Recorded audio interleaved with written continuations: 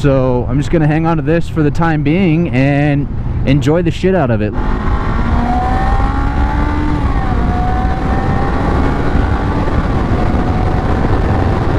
Well, it is a big day for me. I have officially had my CBR500R for 1 year to the day. I cannot believe it. Here's a picture of when I first picked it up. I had a U-Haul trailer, got it up in Flagstaff, drove it all the way back down here to Phoenix, and I have absolutely enjoyed every second of owning this bike. And I totally think this is the perfect all-around bike. But you know how we like to do things on this channel. Let me hop on and I'm going to tell you the biggest thing, the most annoying thing that I do not like about this bike.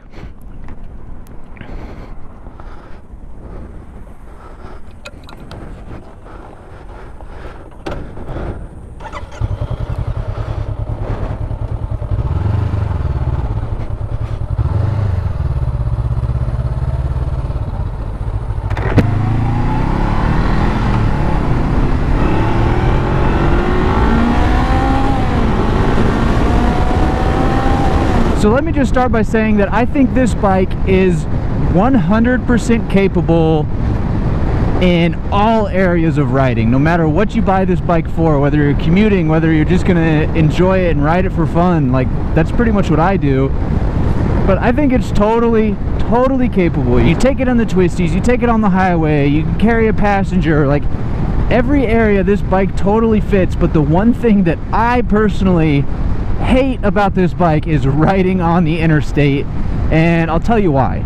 So the reason I don't like riding on the highway, it's really pretty simple, and that's just the fact that it is boring, especially on this bike. And like I said, it's totally capable of handling the highway. If you're looking at a commuter bike, I highly recommend this one. I can't say enough good things about it. But when I'm riding on the highway, say I'm going 80, 90 miles an hour, this thing is topped out. I am pinging all the way in the RPMs, and it's like it just doesn't have anything left. And like most motorcycle riders, I think we all crave those triple digits, and it just doesn't get up there. And I know, because everybody's gonna say it in the comments, well, it's only a 500, it's only 47 horsepower. I know that. That's why I bought the bike. But it's just annoying to me. I absolutely hate riding on the highways.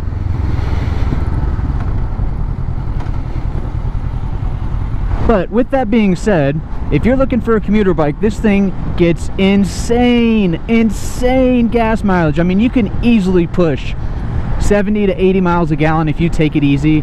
So if you are looking at this as a commuter bike, don't let me discourage you from buying it just because I get annoyed with riding on the highway when that's not what I bought it for. So don't get discouraged. If you're looking at it, do your research, but I highly recommend it.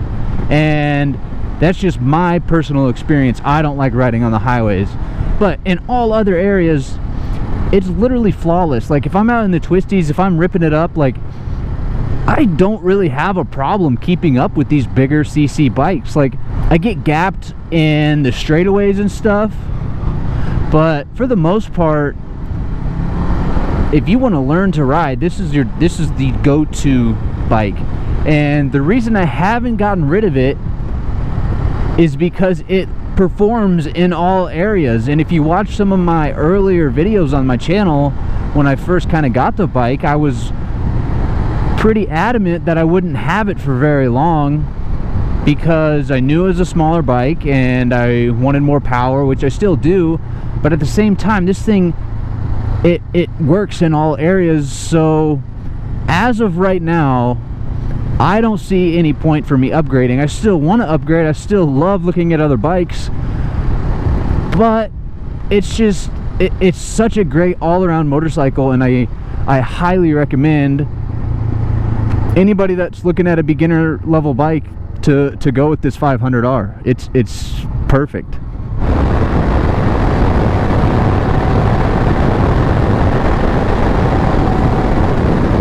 Woo!